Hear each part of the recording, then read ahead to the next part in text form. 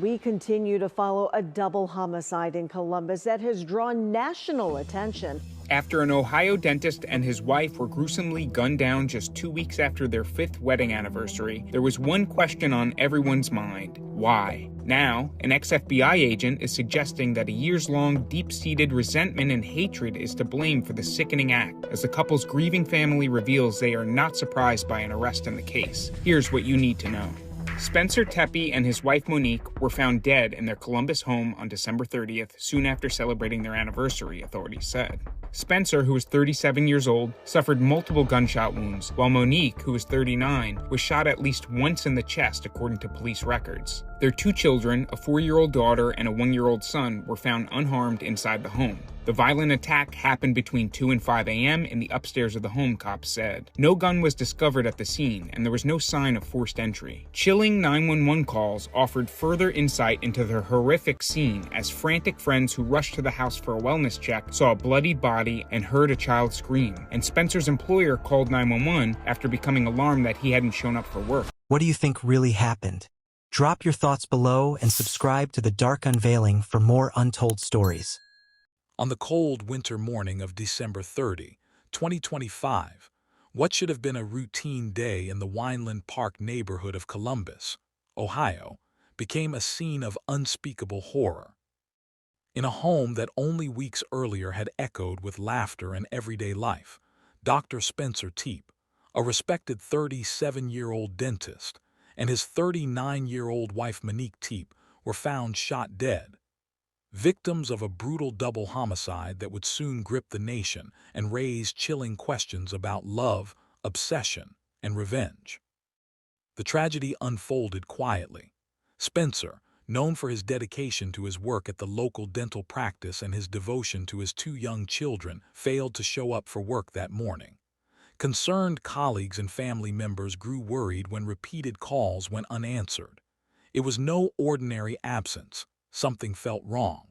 Well, Spencer works with me, and he did not show up to work this morning, and we cannot get a hold of him or his family. Like, he is always on time, and he would contact us if there was any issues whatsoever. I just don't know how else to say this. Like, we're very, very concerned because this is very out of here. After hours of silence, a welfare check was requested, and police were dispatched.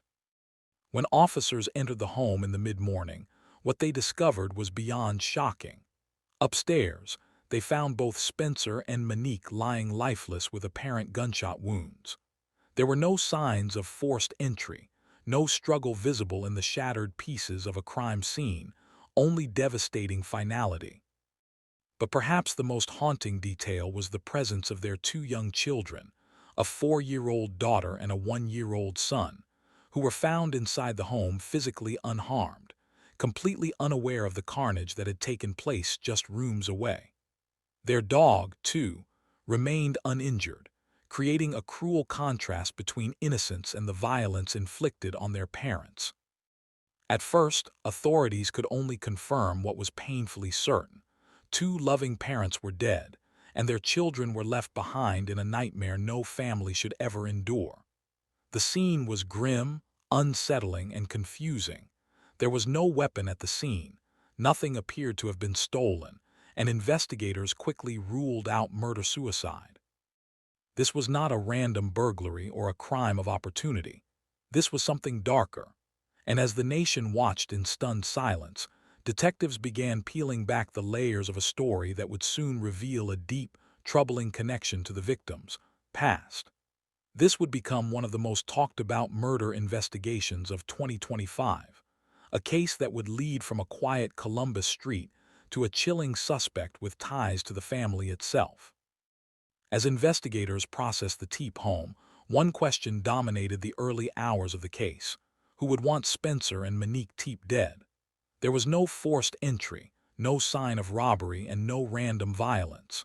Police quickly determined that the killings were targeted, suggesting the victims were known to the person who pulled the trigger.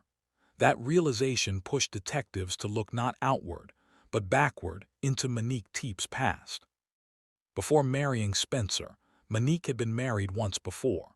Her ex-husband, Michael David McKee, would soon become the central figure in the investigation. Court records confirmed the marriage between Monique and McKee had ended years earlier, but investigators learned that the relationship had not been a peaceful one. According to statements later referenced by authorities, the marriage had been marked by conflict, and Monique had expressed concerns about McKee's behavior long before her death. Police began reconstructing the days leading up to the murders. Surveillance footage from the neighborhood and surrounding areas revealed a vehicle consistent with one linked to McKee traveling near the Tepe residence around the time investigators believe the shootings occurred. Digital evidence, including location data, further strengthened the connection. This was no coincidence. It was a trail. Within days, law enforcement publicly confirmed that they were searching for McKee. The case quickly escalated from a local homicide investigation to a multi-state manhunt. On January 2026, authorities located and arrested McKee in Rockford, Illinois, hundreds of miles from Columbus. He was taken into custody without incident. During the arrest and subsequent searches, police recovered multiple firearms from McKee's possession. Investigators later stated that at least one of the weapons was consistent with the type used in the killings, though forensic testing was ongoing. The arrest marked a turning point, not just in the case, but in how the public understood the crime.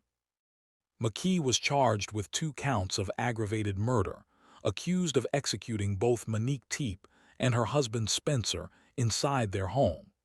Prosecutors described the crime as deliberate and premeditated, emphasizing that the victims were attacked in a place where they should have been safest. Yes, at this time, Your Honor, on behalf of Mr. McKee, I will assert his right to counsel. I will assert his right to remain silent. And Mr. McKee believes that the most expeditious manner in which he may defend himself against the charges pending in Ohio and to plead not guilty would be to waive his right to an extradition hearing and to have a governor's warrant and to agree to his immediate transportation to Ohio. Understood, thank you. We will set this matter then for 2 o'clock on Monday for status on the transfer. Thank you. Anything else we can do today? Not from Mr.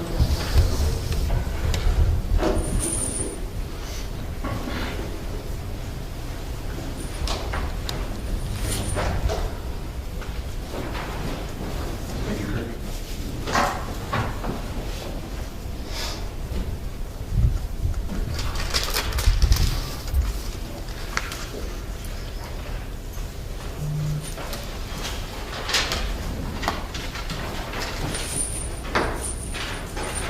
Thanks, everyone.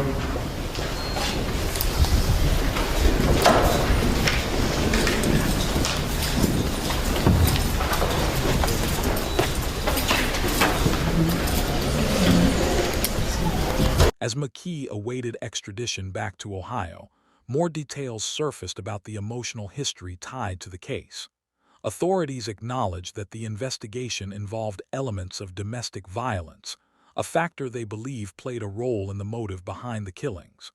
While prosecutors stopped short of detailing every reason in public filings, they made one thing clear: this was not an act of impulse, it was planned.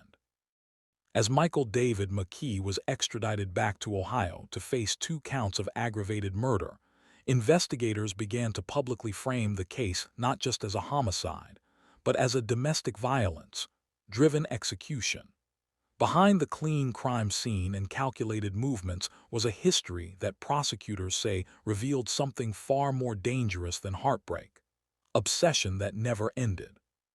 Court records and statements from family members indicated that Monique's marriage to McKee had ended years earlier, yet the emotional shadow of that relationship never fully disappeared. Authorities later confirmed that Monique had confided in people close to her about troubling behavior during that marriage, including fear and emotional distress. While specific details were carefully limited by investigators, police acknowledged that the past relationship was a significant focus of the investigation. By contrast, Monique's life with Spencer Tepe appeared stable and grounded. Spencer was a practicing dentist, deeply involved in his profession, and known by friends and colleagues as a devoted husband and father. Together, Spencer and Monique were raising two young children and building what many described as a quiet, family-centered life. To investigators, that stability may have become the very trigger for violence. Prosecutors allege that McKee did not act impulsively. Evidence suggests the attack required planning, travel across state lines, and deliberate timing. Surveillance footage placing a vehicle linked to McKee near the Tepe home, combined with digital location data, painted a picture of preparation rather than chance. Investigators emphasized that this was not a confrontation gone wrong, it was an ambush. The absence of forced entry further reinforced that belief. Police stated that nothing was stolen, the children were left unharmed, and the family dog was not injured. These details pointed to a singular objective: Monique and Spencer. In official briefings, law enforcement described the killings as targeted and consistent with a personal motive rather than random violence. Perhaps the most chilling aspect of the case was the silence surrounding the act itself. There were no neighbors reporting gunfire in real time, no frantic 911 calls from inside the home. By the time police arrived for the welfare check, the crime had already been completed and the suspect had vanished. For prosecutors, this case represents what can happen when unresolved control, resentment, and fixation escalate unchecked. For the public, it shattered the illusion that time alone can bury danger. And for the Tepe children, it marked the moment their lives were permanently divided into before and after. As the case moved closer to trial, one truth became unavoidable. This was not a crime of lost love, it was a crime of ownership refused. And the courtroom would soon become the stage where that obsession was laid bare. By the time Michael David McKee stood before a judge, the shock of the crime had given way to the slow, methodical machinery of the justice system.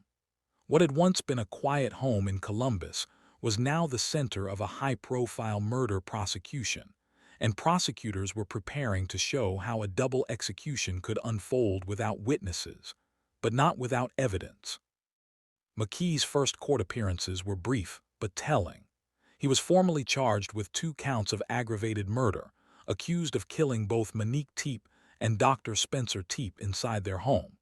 Prosecutors emphasized the premeditated nature of the crime, a charge that carries the most severe penalties under Ohio law.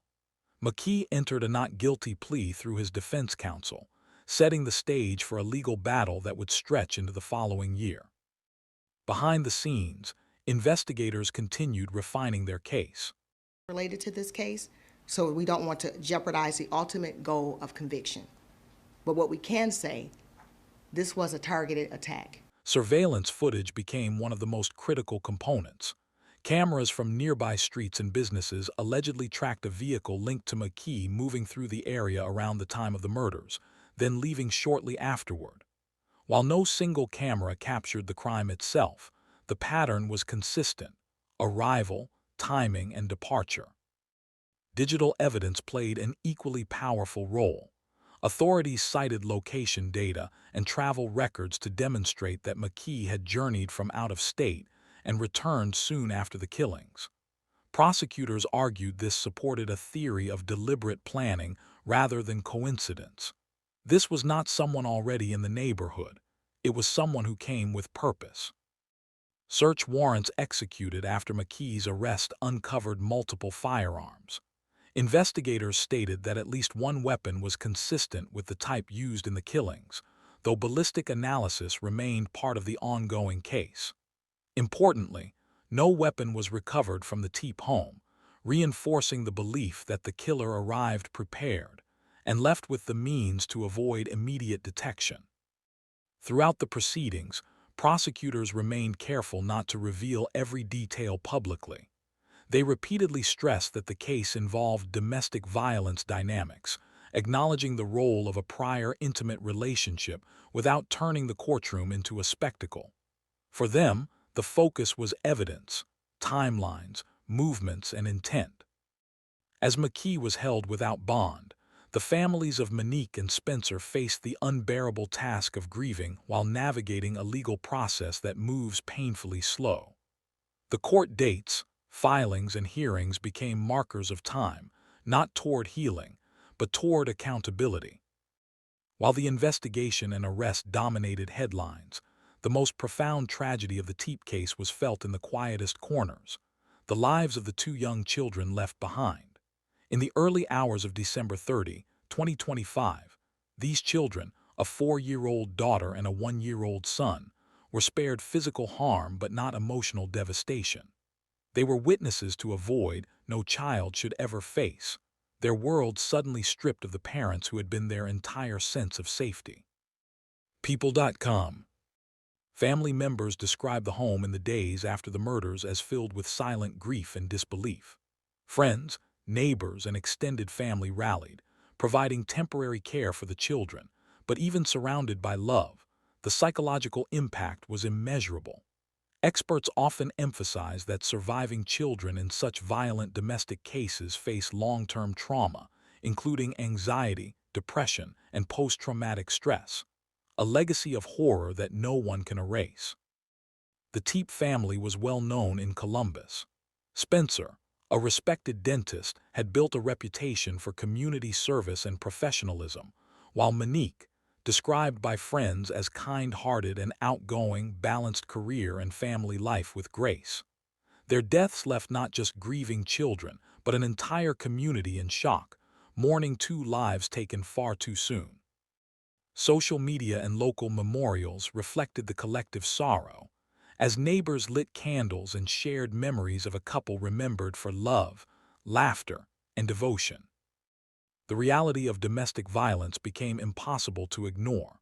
Police and prosecutors repeatedly emphasized that cases like this often involve long histories of tension, threats, and obsession, warning signs that, when left unaddressed, can culminate in deadly consequences. What we can share with you, we are sharing with you. There are some things that we can't share for investigative purposes. Police tell us there were no complaints or reports filed against McKee prior to the attack, no indications of him disturbing the Tepes. But how did McKee access their home? Unfortunately, we're not able to talk about that at this moment. Columbus Mayor Andrew Ginther said evidence provided by the public helped point McKee as the suspect. It's a clear example of how public safety is strongest when police and community are working. Friends of Monique revealed she had expressed fear during her previous marriage, and while she had moved on, McKee's actions illustrated how unresolved control and fixation can escalate to fatal extremes. For the Tepe children, the aftermath is a life forever marked by absence. Their parents' love became a memory, preserved in photographs and stories shared by family, while their future is guided by those who must step into roles no adult should have to fill. In the eyes of the public, the Tepe case is a cautionary tale, a grim reminder that even the most ordinary, happy homes can conceal a darkness waiting to strike. As the legal process moves forward, the question looms larger than ever. How could a past relationship so thoroughly resurface in the most violent way imaginable? And for viewers watching this tragedy unfold, the chilling answer lies not only in the crime itself, but in the warning signs that too often go unnoticed until it's far too late. As Michael David McKee awaited trial in Ohio, the Tepe case had transformed from a shocking local tragedy into a national conversation about domestic violence, obsession, and premeditated murder. Prosecutors were preparing a case designed to withstand scrutiny, emphasizing that the killings of Monique and Spencer Tepe were deliberate, targeted, and rooted in a past relationship that had never truly ended. Court proceedings began with McKee appearing before a judge. Formally charged with 2 counts of aggravated murder, his defense entered a not guilty plea, as expected, setting the stage for a trial that would test every piece of evidence collected by investigators. Surveillance footage, digital location data, and forensic findings, including weapons seized after his arrest, became the backbone of the prosecution's case. Each element was designed to show that this was not a crime of impulse, but a meticulously planned execution. As the courtroom drama unfolded, the human element could not be ignored. Family members of both Monique and Spencer were present, their grief palpable yet restrained, knowing that the trial represented the only path to justice. Prosecutors outlined McKee's prior relationship with Monique, presenting it as the motivation behind the killings, without descending into sensationalism. Each witness, from neighbors to law enforcement, contributed a piece to the puzzle, reconstructing the night of December 30, 2025, and the steps McKee allegedly took to reach his victims. The defense, in turn, raised questions regarding intent, opportunity, and evidence handling. While details remain sealed pending trial outcomes, the courtroom battle emphasized the rigor and complexity of prosecuting premeditated murder, especially in cases involving domestic violence and prior relationships. Observers noted that the trial would be closely watched for its handling of sensitive evidence, particularly regarding the children and the emotional history that framed the murders. Outside the courtroom, the Tepe children continue to grow under the care of extended family, their lives forever altered by a crime that has captivated the nation. For viewers and the public, the case serves as a stark reminder of the dangers of obsession, unresolved conflict, and domestic violence, a cautionary tale that resonates far beyond Columbus, Ohio. As the trial progresses, the ultimate question remains: will justice for Monique and Spencer Tepe be fully realized, or will the shadows of their past continue to haunt those left behind? While McKee sits in custody awaiting the final verdict, one truth is already clear: the legacy of this crime will echo, a chilling testament to how love, when twisted by obsession, can become lethal. The story of Spencer and Monique Tepe is more than a tragic double murder. It is a stark reminder of how unresolved obsession, control, and past relationships can escalate into unimaginable violence. What began as a quiet morning in a Columbus neighborhood ended with 2 lives cut short, 2 children left to navigate a world without their parents, and a community left searching for answers. Michael David McKee, the ex-husband who now faces 2 counts of aggravated murder, remains at the center of a legal battle that will determine accountability for one of the most chilling domestic homicides in recent memory. The case underscores how warning signs in past relationships, when ignored or underestimated, can culminate in deadly consequences. Friends and family remember Monique and Spencer not for the terror that ended their lives, but for the love, laughter, and care they shared with those around them. A legacy abruptly stolen yet forever remembered.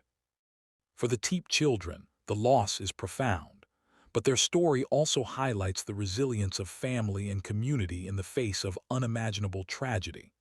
Their lives are a somber reminder that behind every headline, there are innocent lives profoundly affected by the actions of one person's obsession.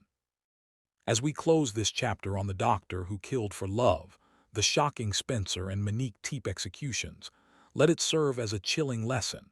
Never ignore the signs of obsession, domestic violence, or unresolved conflict.